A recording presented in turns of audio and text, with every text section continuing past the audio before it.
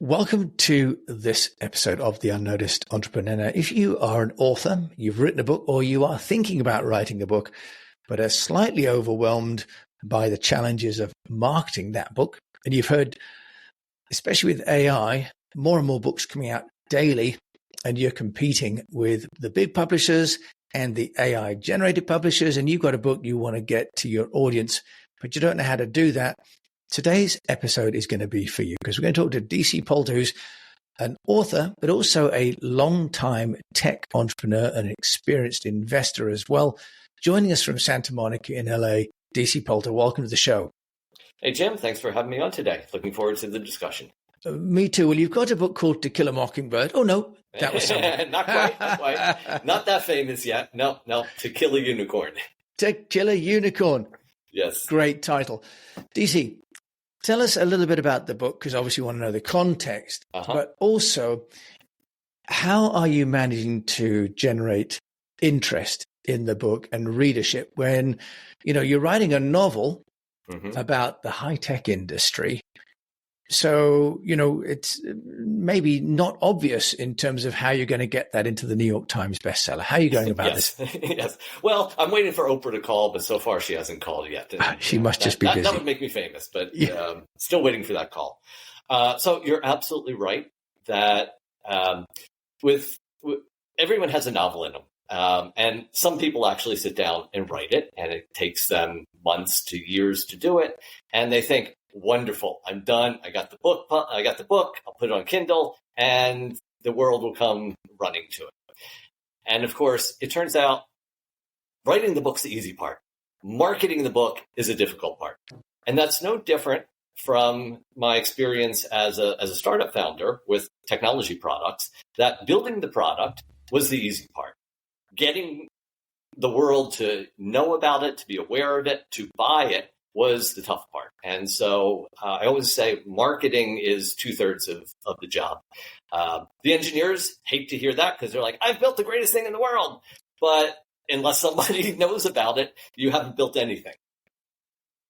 Yeah, no, I absolutely hear. I was at a conference recently saying the same with, podcasts, and especially now with books, where there's so much content that at least 2/3 and definitely no less than half of your effort should be on the marketing. So you've got a great background in high tech and in startups, where you're used to trying to cross the chasm from innovation to early adoption and then to mass adoption. And it's the chasm where most people get lost. Yes. DC, what lessons did you learn from building startups that you are applying to introducing and getting readers for To Kill a Mockingbird? I'm going to say that again. Kill a Unicorn. So surprisingly, the techniques I learned in building a networking simulator product and network acceleration products, very niche products for a particular audience, I've applied to consumer marketing, which seems like it should be completely different, but the techniques end up being the same. If you're competing against Cisco, you're competing against Google, these other giants out there, you can't just stand up there and say, I've got a better product. It doesn't work. You can't compete with them. Their budget just for parties is bigger than your entire company. Their budget for advertising, they can do Super Bowl ads. You're lucky if you can put a billboard up in front of your office. So you have to be strategic about it. You don't have a big budget. You don't have a lot of name recognition, but you have to get your market out there. So on the high-tech side, I did the same thing. The key, I thought, was finding the audience, the very niche audience that needs your product. And that's what Crossing the Chasm talks about for your early adopters. Get in front of them. Find out where they are and market to them. And so that's not doing Super Bowl advertising. That is finding out what trade shows are going to be at, finding out, what publications they look at online. And you can't afford, $20,000, $50,000 for an advertising campaign on InfoWorld or something like that. So you have to get articles written about it. You have to find things that are interesting and exciting to them. I applied those same techniques to the novel. So everyone says, if you have a novel, go get reviews in the New York Times. Well, New York Times is not going to write about tech. It is not going to write a review of a small press book. They just don't do it. Oprah, I'm still hoping she'll call, but she hasn't called yet. My novel is a mystery about the tech industry, about a startup similar to Theranos that's doing some evil things that they're keeping hidden, and the main character is a hacker who's trying to find his missing friend who works at that company, and then he ends up digging in and find out the real story behind the company. So I wrote it to be very to be very specific about the tech industry, and to be very in some extent, it's a farce. But you're not going to get the jokes unless you're part of the tech industry, unless you know the startup world. So the book is not for your typical mystery reader, the mystery book clubs, the library book clubs. And my audience doesn't read the New York Times. I mean, a few of them do, but they're not reading the book reviews in the New York Times. So I said, where are they? Well, they're building startups. They're building technology. They are they're looking for investment. Well, these are all places I'm at. I'm in accelerators. I'm in the investment community. I'm writing articles. I'm mentoring these startups. So one thing I did that ended up being very successful was I started writing articles about what investors are looking for when you pitch to them. And I published those on my blog. I published them on Substack. I published them on Medium. It took off on Medium. I now have 50,000 followers. My articles get read by tens of thousands of people. And I did that. I wanted to help the startups, but I also wanted to promote my own book. So every article, I give some very useful advice. Here's what your pitch deck needs to be. Here's what the investment world is looking for. Here's what your marketing process needs to be. But at the end, I say, if you enjoyed this, please take a look at my book. And a little blurb at the end, my own self-marketing, my own self-advertising. And I'm getting in front of 50,000 of the exact kind of people that would enjoy the book, which is not your typical novel audience. A lot of the people don't even read novels for the most part. But if it's about their world, it's about hackers and startups and founders in Silicon Valley, that they'll read. So that's been my process. I love that as you say, you've got a niche product in that sense, haven't you? Yes. And you've really taken the classic niche marketing approach. The great thing is the niche is big. So when I was making network simulators, our niche was, a few thousand companies. With novels, there's something like 50,000 startups being started every year, and there's probably 2 founders and 5 tech people all over the world. And so this is not going to be a New York Times bestseller, but that audience of the startup community, the Silicon Valley community, is tens of thousands, hundreds of thousands of people. So it's a niche, and it's a relatively small niche, but it's a big enough niche that you can do very well with selling a book. Yeah, although actually, to be a New York Times bestseller, the volume that you need to sell is not that great.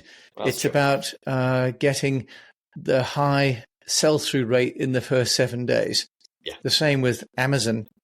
Yes. It's remarkably low, but you need to get traction very quickly in the first 48 hours to get up the charts, and then it boosts the book if it sees you already doing well.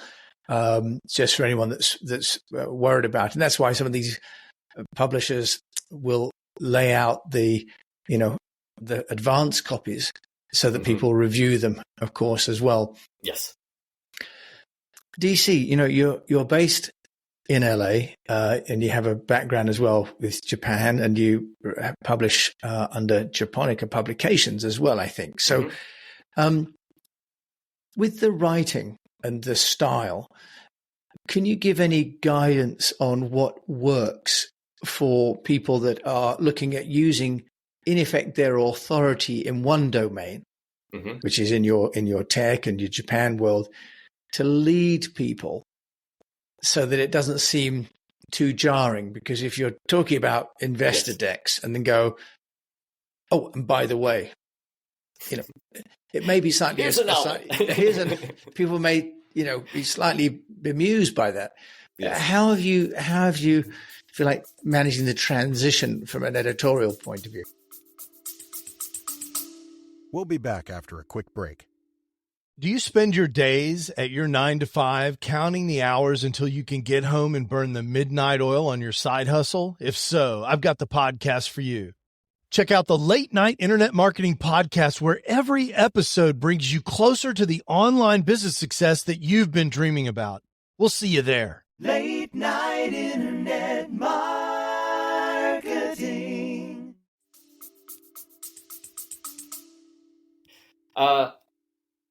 So in terms of the editorial, when I'm writing about startups, when I'm giving advice about how to build a startup, the writer hat stays on, but the novelist hat goes away. Most of what I write about comes out of working with startups and the accelerators, and it's the same questions over and over again. It's the same mistakes. It's the same misunderstanding. It's looking at pitch decks and saying, here's what's wrong about it. So all of that information is just like inside screaming, saying, people need to understand this. And so as a writer, it's just natural for me to write those out and do an article, 1 or 2 articles a week about what you need to know. It's just the same things coming out of regular conversations. Then the hard part then, as you say, though, is like, okay, so I've written this article about here's what you need to do to talk to investors in 2023. And getting to the end and saying, and if you enjoyed that, read my novel. So part of it is that yes, they're very different things, but it's the same audience. And I separate them. I get to the end of the article, I wrap up the article, and then there's a blurb at the end saying, if you enjoyed this, here's my novel. So I don't talk about the novel in the article itself, except when I'm writing articles about Theranos and what happened there, and then it's a direct tie-in. But for the rest of it, I separate it. It just looks like an advertisement for my article at the end. So it's not, I don't try to weave it into the story. Okay. And then are you also offering some of your expertise to people that might want you to review their deck? Yes. But maybe don't have a budget to pay you for that. How are you responding to that request?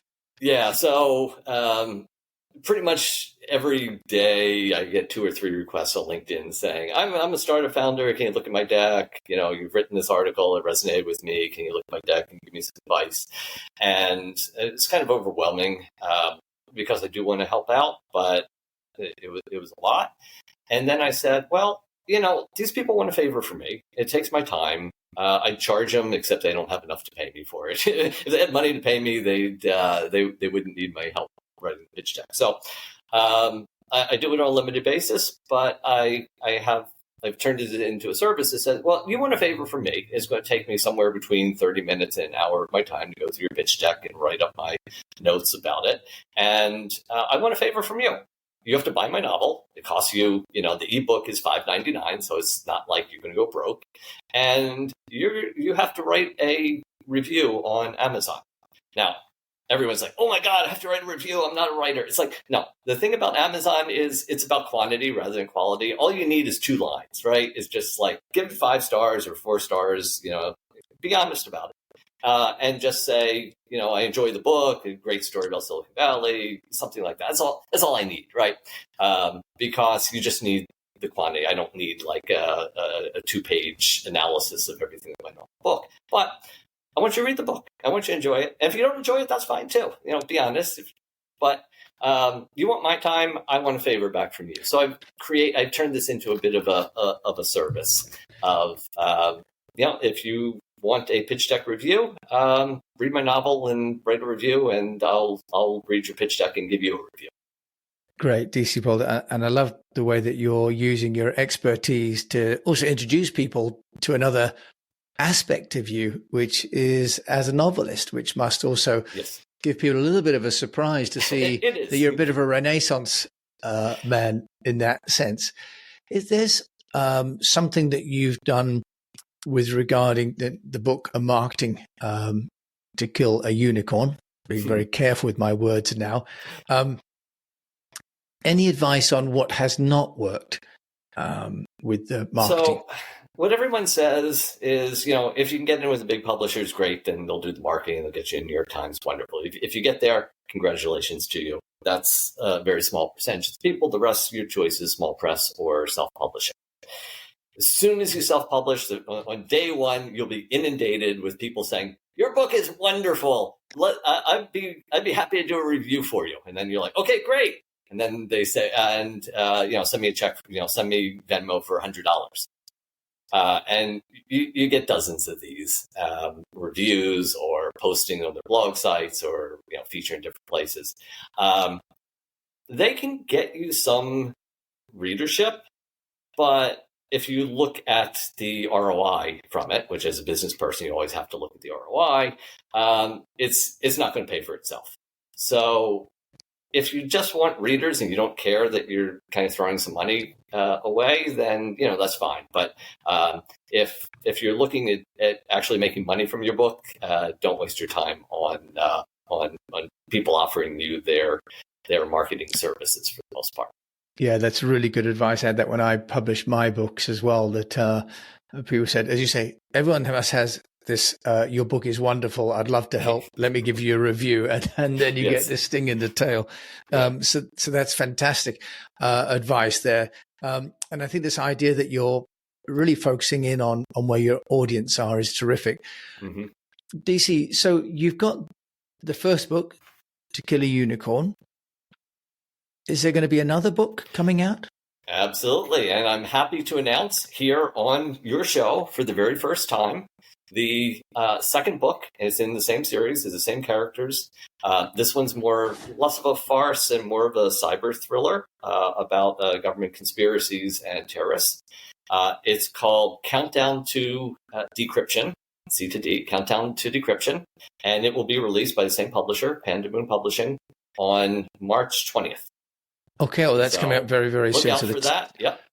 Timing will be perfect for that. So, if you've got the same characters, presumably in To Kill a Unicorn, the company might have been killed, but the main actors were not killed off. So yes, so in the first book, it's about this evil startup like Theranos, and the main characters are trying to figure out what's going on there. In the second book, same characters, but the friend of one of the main characters is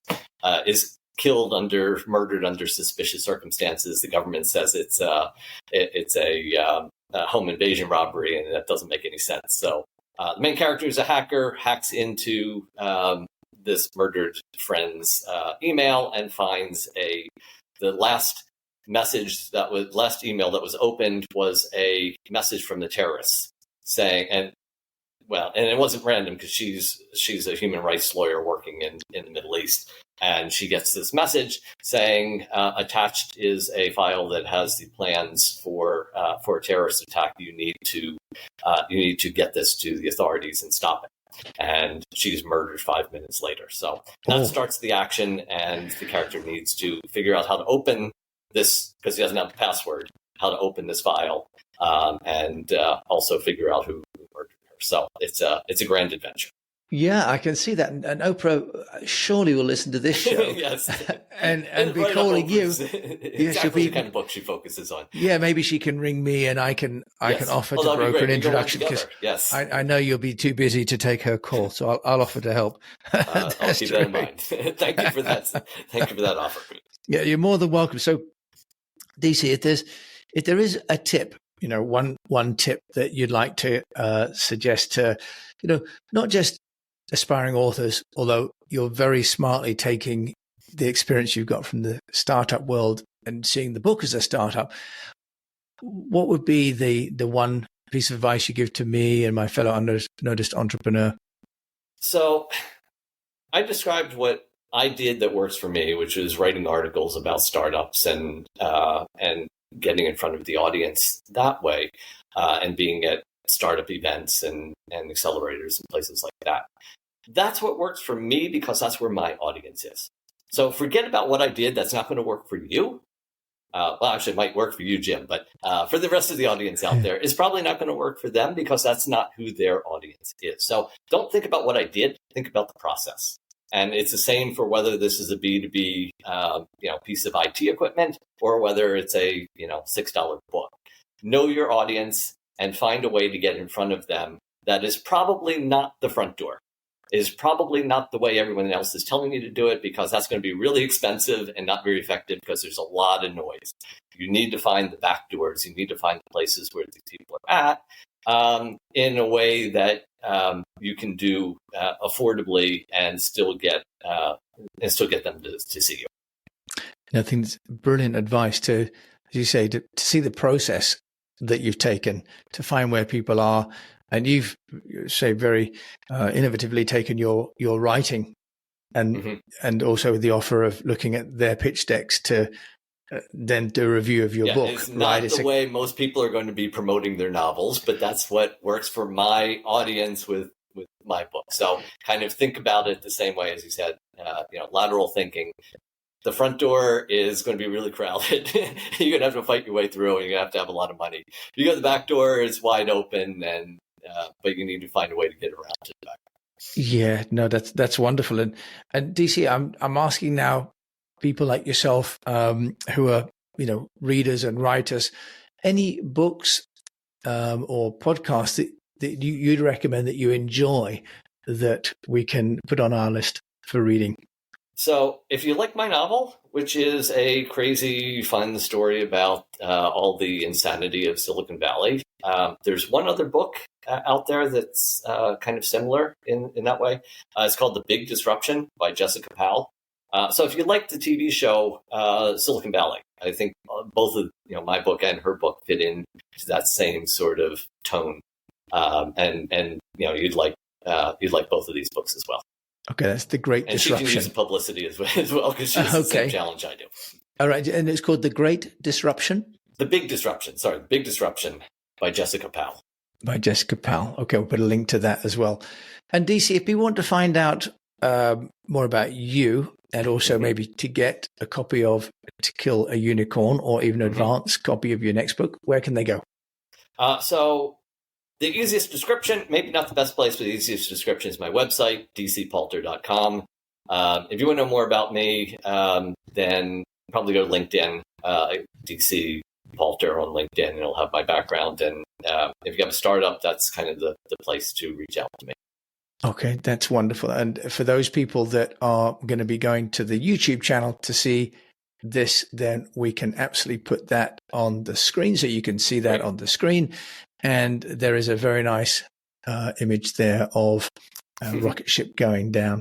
And and you can get the book there from dcpalter.com. DC, thank you so much for joining us and bringing really an innovative view to the show of marketing with a product that people may not have thought about, how to take traditional startup practices and apply them to book promotion. So thank you so much for bringing us that insight today. Thanks for having me, Jim. It was a pleasure. So DC Palter, an established entrepreneur in his own right, and now really on a mission to write great novels for a targeted audience. And really wanted to have him on the show because DC shows us that there is always a way, a method to get to the audience. And often it's an unconventional way, but also that we all have something of value for our audience and we can arbitrage that value. In his case, he's arbitraging his investment advisory expertise in return for reviews. What do you have that your audience needs from you that you can offer them in return for what you need? That would be one of the wonderful takeaways that I've got from today. So thank you for joining DC Palter and myself, Jim James, here in the UK, and he's giving us a nice wave for those of you that can see on the screen. And for those of you listening, he's giving us a very nice royal wave. And until we meet again, I just encourage you to keep on communicating. If you can, leave a review on the podcast player that you listen to this show, because just like his book reviews, podcast reviews are really the way that the players will help us to know what people think of us and to help promote them. Thank you very much for joining me, Jim James, on this episode of The Unnoticed Entrepreneur. Until we meet again, I just encourage you to keep on communicating.